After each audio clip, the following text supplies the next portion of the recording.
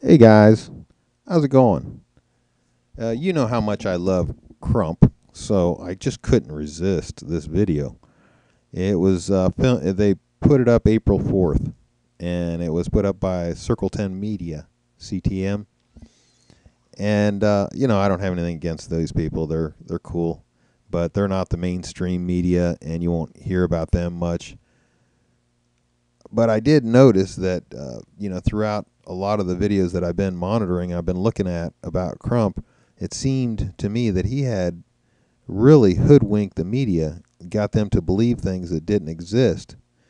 And the more I looked into it and the more I examined the facts, I started to realize, because I was like, wow, this guy is amazing. I mean, he just seems so stupid, but yet he's able to get the entire media worldwide to focus on the crap that he was pumping out, the bullshit that he was saying.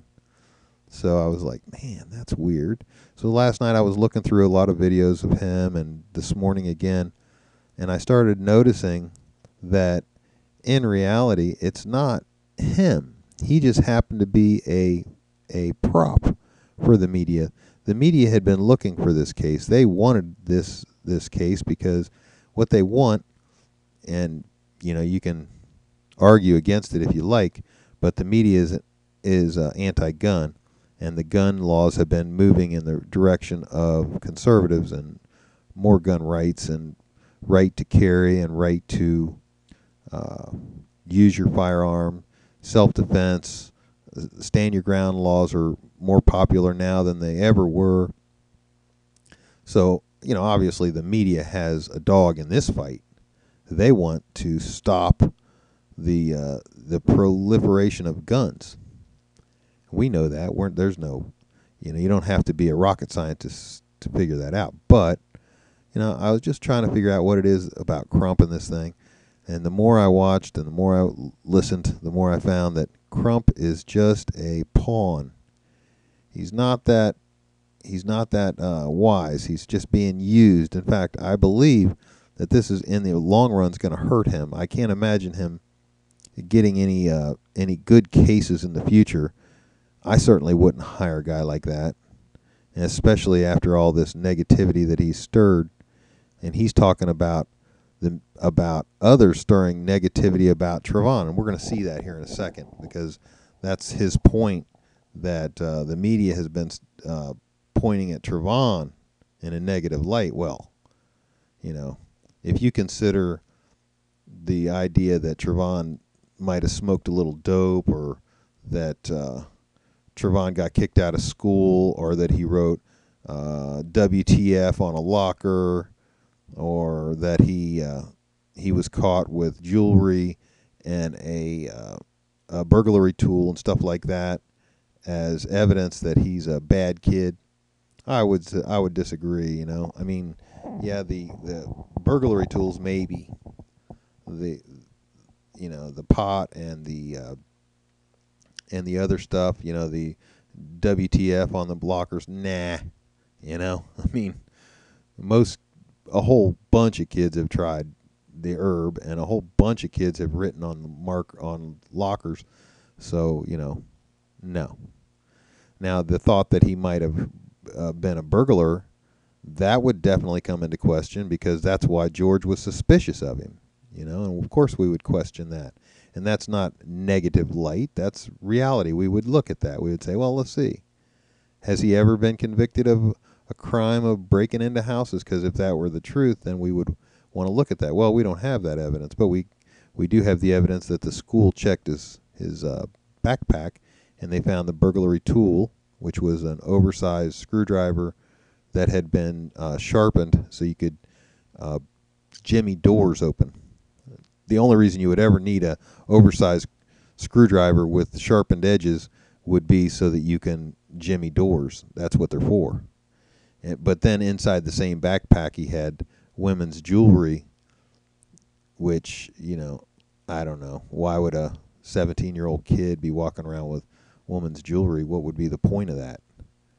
And then he said, well, they were asking him, is that your mom's? Who's that, your aunt's? Where'd you get that stuff? Oh, I was just holding it for a friend. Isn't that what all the little teenagers say when they're caught doing something wrong. But again, and I've said this before in my other videos, none of that is a reason to kill Trayvon. The only reason Trayvon got killed was that he jumped on a man and put that man's life in fear. He was concerned that he might die or have great bodily injuries. And that is why Trayvon was killed. And for some reason, these people that disagree with me can't seem to see that. So maybe one day when they're on their back and they've got this 17-year-old on top of them trying to kill them, maybe then they'll change their tune. But I doubt it. I doubt that, of course it's never going to happen, so they won't ever have that opportunity to see what it feels like. So let's take a look at this video and we'll talk about it. Carolyn for Circle 10 Media. We are here at the rally for Trayvon, and we are here with one of the speakers that really is the grassroots, the heart of today. Please tell us why you're here and your role you played. I'm attorney Benjamin Crump, the lead attorney for the parents of Trayvon Martin, and this really is a grassroots movement. No, it's not a grassroots movement. That's what we've been talking about. The fact that the people really didn't even know about it until the media got in it and picked it up. Whenever you say grassroots, the idea is that the people stirred it up. The people brought it together. But that's not what happened. You had to get the media involved. Grassroots involves no media. Look at a Ron Paul rally, and then you'll see what I mean. A Ron Paul rally has no media. It doesn't matter if you've got 10,000 Ron Paul supporters and 8 Romney supporters, and they're separated by 50 feet. If the media is there, they're going to be over there focusing on the Romney supporters, even if there's 8. And if there's 10,000 Ron Paul supporters, they'll do everything they can to keep their cameras away from that and the sound. They don't want to hear those people. And I can prove that. If you just scroll down to my videos, to the bottom of my videos, my first video is my most popular one, over 5,000 hits. And that video was the first video that I made of a Ron Paul debate rally. And you can see in Tampa what was happening in February, or I think it was January, where Ron Paul supporters were out in force, and you had a handful of the other guys that they had their supporters out there, but there was 36, I think, the biggest group besides Ron Paul. I think they had 36, and that wasn't Romney. That was what's his name, Newt Gingrich. So, I get the idea. I understand what they're trying to do here, and he's suggesting that this is grassroots. It never was grassroots. If it wasn't for the media, this would be a dead situation. You would never hear about it. Before it became a worldwide phenomenon, it was just people on the internet and on Twitter who we kept showing the facts, saying this ain't right. I'd like to see on the internet and on Twitter where you guys stirred it and that caused it to blow up. I'd like to see those tweets. I'd like to see those videos or whatever you guys were producing that was making it blow up before the media picked it up. Then I would believe you. But right now, as far as I know and what I've seen, the media picked it up, and until the media picked it up, you didn't hear about it on the internet. At least not in plain view. We didn't see it on Twitter. We didn't hear about it on YouTube or anywhere else. Thankful to people like you all for keeping it going despite all the negativity they try to throw at Trayvon. Negativity at Trayvon? Holy smokes, man. You got to be on crack. Dude, Trayvon was lifted up like he was a savior. It got to the point that if you said something negative about Trayvon, they would kill you if they could get their hands on you. As if he was Jesus himself. And what they did to George was crucify him. They treated him like the devil. And they made it very clear that if someone could get their hands on George and kill him, that would make the whole world happy. That's why there were so many people saying, let me get my hands on him, because they would love to be a folk hero. Even if they went to prison, they would be famous for killing that guy. of that matters. What matters is what happened on February 26th, that night when George Zimmerman killed this unarmed teenager. He's saying that nothing that Trayvon did, none of his history matters. The fact that he was found with a little tiny bit of marijuana or residue inside a bag, not an issue for me, and I don't think it has any bearing on the case. The other thing that he did was he wrote WTF on a marker on a locker, and it wasn't like a little tiny thing. It was all the way across a great big letter. And again, typical kids doing typical things, not an issue. The one thing that would put him in a situation of bad light on this case is where they found a burglary tool, an oversized screwdriver that had been sharpened, and the only thing you would ever use that for is jimmying a door or getting into a sliding glass door, because as good as the big screwdriver is for jimmying things, if it's not sharpened, it's really hard to get it in a crack to pry something open. So when you see an oversized screwdriver and it's been sharpened down real tight so that you can get it in between a door, then the first thing the police think when they see that is it's a burglary tool. But then when you put it in a backpack of a teenager and then you add some jewelry, a woman's jewelry in the mix, then of course there's only one explanation. There is no other. And it certainly isn't the one he gave, that a friend gave him to him, because if the friend gave it to him, then the friend was a burglar, because this is what it is. This is a burglar tool that goes with the items stolen. So either he's got friends that are burglars or he's one. If he's got friends that are, and he's carrying their goods around for him, then he's probably involved in some way and willing accomplice of some sort. So if that's true, then the idea that George had in his mind that maybe Trayvon was thinking of getting into a house might have actually been reality. Maybe Trayvon was thinking about going into a house. Maybe at the time that George saw him, he was thinking, man, I really could use a little bit of cashola. I'd like to get into that house and see if there's some jewelry, some woman's jewelry, because that's where I got my $40 that I got here. What am I going to do next week when I need my hits? So we know that Trayvon probably was a regular pot smoker, but that wasn't the issue. And nobody cared. I don't know anybody that said the fact that he's smoked pot was proof that he was a criminal and that he deserved to be shot. Nobody thinks that. In fact, generally speaking, people that smoke pot are mellow. Most pot smokers aren't criminals because they're just so mellow. They're not interested in criminal activity. So I don't believe that. In fact, I think that the fact that he smoked marijuana made him more of a mellow guy, made him less likely to attack. So I don't know what brought him to attack, but we know that all the evidence points to the fact that he attacked.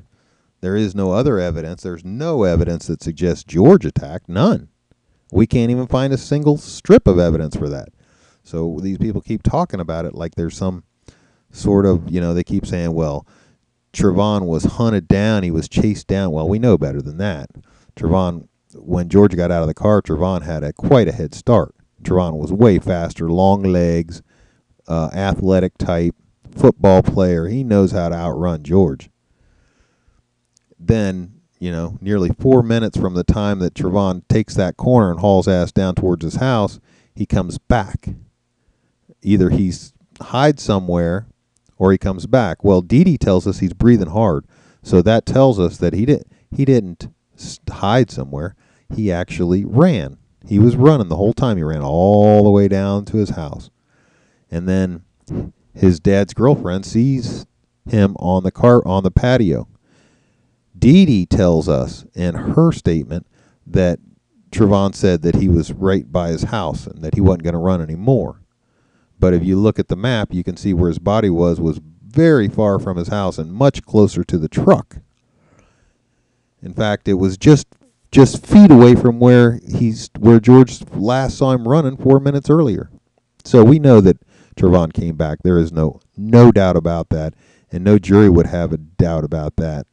The only people that have that doubt are people who absolutely refuse to see the facts because they've made up their mind that George is an evil man and Trayvon's an angel.